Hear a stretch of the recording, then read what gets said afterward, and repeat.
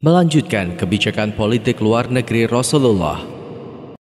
Semasa hidupnya, Nabi Muhammad tidak hanya berinteraksi dengan masyarakat Arab, namun juga dengan negara tetangga seperti Syria, Bizantium, dan Persia. Beliau mengirimkan surat untuk para pemimpin kedua imperium tersebut, menyampaikan kebenaran ilahiyah yang telah beliau terima. Utusan Rasulullah yang dikirim ke Syria dan Persia tidak mendapatkan respon baik. Mereka terlalu angkuh karena merasa derajat mereka lebih tinggi daripada bangsa Arab. Bahkan, salah satu utusan Rasulullah dibunuh atas perintah pemimpin klan yang menempati wilayah kekuasaan Syria, Bizantium. Rasulullah menyadari selama ratusan tahun, Bizantium maupun Persia sangat disegani oleh bangsa Arab. Karena itu, beliau mulai merancang tindakan militer dan politik agar kelak bangsa Arab tidak memandang negara-negara tetangganya itu terlalu tinggi. Kewibawaan Bizantium dan Persia yang sedemikian tinggi harus dijatuhkan. Pada tahun ke-8 Hijrah, Rasulullah mengirimkan ekspedisi militer ke Mu'tah yang dipimpin oleh Zaid bin Harithah. Terjadi pertempuran yang tidak berimbang. 3.000 personel pasukan muslim menghadapi ratusan ribu personel gabungan Bizantium dan klan-klan Arab di wilayah utara. Pertempuran itu menyebabkan gugurnya para panglima pasukan seperti Zaid bin Harithah, Ja'far bin Abu Thalib, dan Abdullah bin Rawahah. Hingga kemudian, sang pedang Allah, Khalid bin Walid, secara mengejutkan berhasil membawa pasukan muslim kembali ke Madinah. Ekspedisi militer di Mu'tah itu secara signifikan menunjukkan bagaimana mental tempur bangsa Arab telah memukau pasukan Bizantium. Setahun berikutnya, Rasulullah melakukan ekspedisi militer yang langsung beliau pimpin ke wilayah Tabuk, Syria, Bizantium. Pasukan yang dibawa oleh Rasulullah ini cukup besar, mencapai puluhan ribu personil. Tidak ada kontak militer sama sekali dengan pasukan Bizantium. Para klan dan kabilah-kabilah Arab di kawasan tersebut memilih perdamaian dengan membayar jizyah.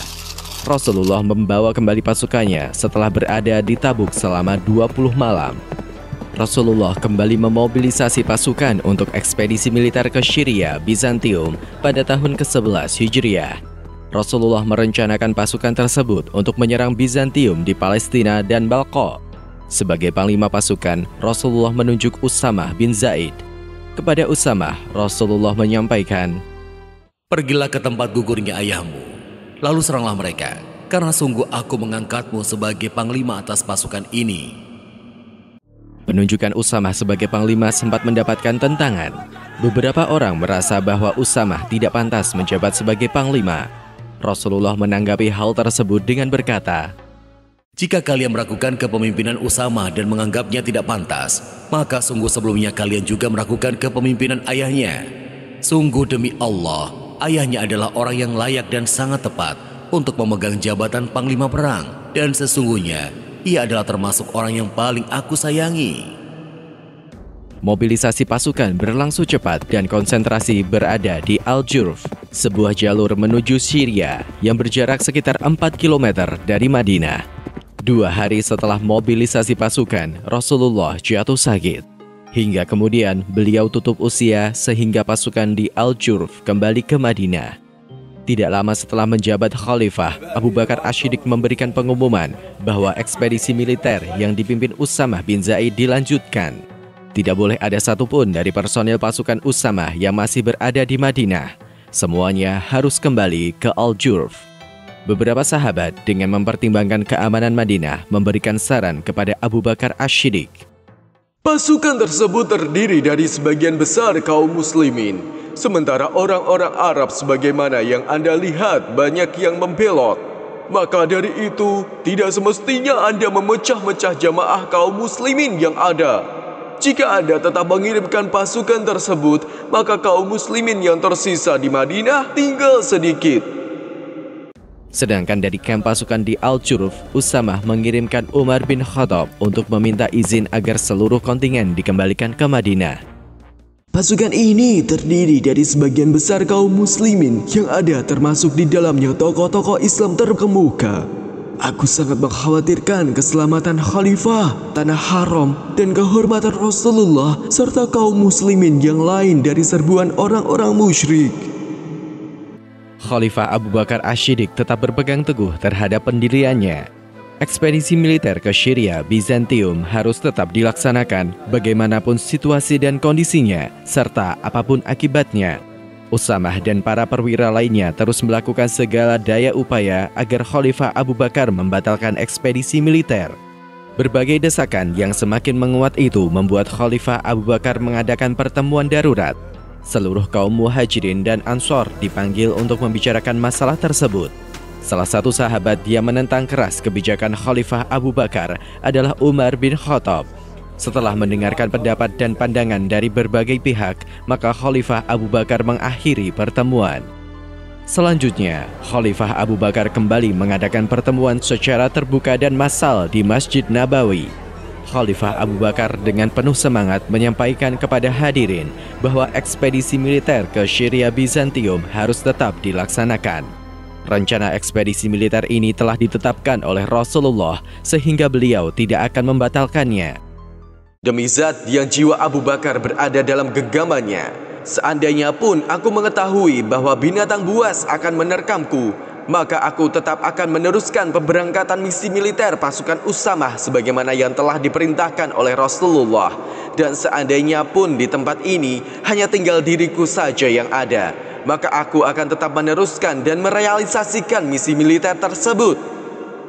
Para sahabat lainnya tidak bisa lagi membantah kebijakan Khalifah Abu Bakar. Bagaimanapun, ekspedisi militer itu telah dipersiapkan langsung oleh Rasulullah. Membatalkan ekspedisi militer itu sama halnya dengan membangkang terhadap Rasulullah. Ketika kontingen telah bersiap berangkat menuju daratan Syria, beberapa sahabat Ansor mengusulkan agar panglima pasukan dipegang oleh seseorang yang lebih tua daripada Usamah. Mereka mengutus Umar bin Khattab untuk menyampaikan masalah tersebut kepada Khalifah Abu Bakar.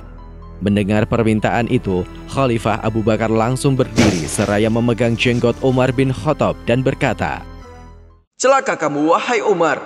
Rasulullah telah menunjuk dan mengangkat Usamah, dan Anda menyuruhku untuk mencopotnya?" Ketika kembali menemui para sahabat Ansor, mereka segera bertanya bagaimana keputusan Khalifah. Umar bin Khattab hanya berkata, "Celaka kalian semua. Lihat apa yang aku dapatkan dari Khalifah Rasulullah gara-gara kalian." Setelah seluruh kontingen bersiap, Khalifah Abu Bakar menemui mereka, mengantar dan memberangkatkan pasukan. Saat itu, Khalifah Abu Bakar berjalan kaki sedangkan Usamah menaiki kudanya. Unta milik Khalifah Abu Bakar sendiri sedang dituntun oleh Abdurrahman bin Auf. Melihat hal tersebut, Usamah berkata kepada Khalifah, "Wahai Khalifah Rasulullah, sungguh Anda harus naik kendaraan atau saya akan turun." Khalifah Abu Bakar menjawab, "Sungguh kamu jangan turun, dan sungguh aku tidak akan naik kendaraan. Aku ingin sesaat mengotori kedua kakiku dengan tanah dalam jihad di jalan Allah." Pada kesempatan itu, Khalifah Abu Bakar Asy-Syiddiq juga meminta izin kepada Usamah. "Aku ingin Umar tetap tinggal di Madinah bersamaku. Apakah Anda mengizinkan?" Usamah menyetujui permintaan Khalifah Abu Bakar dan Umar bin Khattab tetap berada di Madinah mendampingi Khalifah. Sebelum melepas kepergian kontingen menuju tanah Syria, Khalifah Abu Bakar Asy-Syiddiq memberikan khutbahnya sebagai pesan kepada seluruh pasukan. wahai pasukan semuanya, dengarlah, aku akan menyampaikan 10 pesan kepada kalian, dan ingatlah baik-baik pesanku ini. Janganlah kalian berlaku khianat, jangan kalian mengambil harta rampasan perang sebelum dibagi, jangan kalian melanggar perjanjian, jangan kalian melakukan mutilasi terhadap musuh, jangan kalian membunuh anak kecil, orang-orang lanjut usia, dan perempuan. Janganlah kalian memotong pohon kurma, jangan kalian membakarnya, dan jangan pula kalian menebang pohon yang berbuah. Jangan kalian memotong kambing, lembu, dan tidak pula unta kecuali untuk kebutuhan makan. Kalian akan melewati sejumlah kaum yang beribadat di dalam biara-biara. Janganlah kalian ganggu mereka. Biarkan mereka melakukan apa yang mereka lakukan itu. Kalian nanti akan mendatangi kaum yang akan menyuguhkan kepada kalian periuk dan nampan-nampan yang berisikan berbagai makanan. Maka jika kalian mau memakannya, jangan lupa membaca basmalah. Nanti kalian juga akan bertemu dengan sejumlah kaum yang memiliki potongan rambut unik, yaitu mereka memotong bersih rambut kepala mereka bagian tengah dan membiarkan rambut di sekitarnya. Maka serbu dan tundukkanlah mereka. Sekian, berangkatlah kalian semua dengan menyebut nama Allah. Sedangkan kepada Usamah bin Zaid, Khalifah Abu Bakar secara khusus berpesan, lakukanlah apa yang sebelumnya telah diperintahkan Rasulullah kepada dirimu. Mulailah dengan negeri Khudo'ah, kemudian lanjutkan ke Abil. Jangan sekali-kali kamu teledor dalam menjalankan perintah Rasulullah. Kontingen pasukan yang dipimpin Usamah berangkat memasuki kawasan yang menjadi kekuasaan Syria Bizantium. Sebagaimana pesan Rasulullah, Usamah bin Zaid menyerbu kabilah-kabilah di Khudo'ah dan kemudian negeri Abil yang terletak di sisi selatan Jordania modern.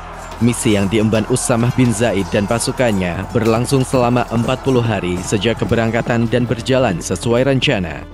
Serbuan kontingen Usamah ke wilayah Syria Bizantium akhirnya sampai ke Heraklius. Dia terkejut bagaimana kaum muslimin yang baru saja kehilangan nabinya itu justru melancarkan serangan ke sebuah imperium besar Bizantium. Heraklius berkata, Apa maunya orang-orang itu? Pemimpin mereka meninggal dunia, namun kemudian mereka justru melakukan serbuan ke tanah kami.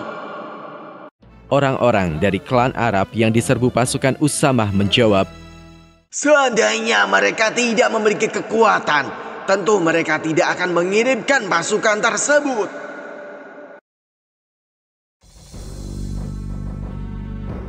Penulis naskah Abdullah Hasan, ilustrator Yudi Toto, narator Diah, Rashid, dan Putra. Musik Agusti M. Editor Nur Hafila. Produser Haidar Ahmad Furqoni. Diproduksi oleh Kastari Sentra Media.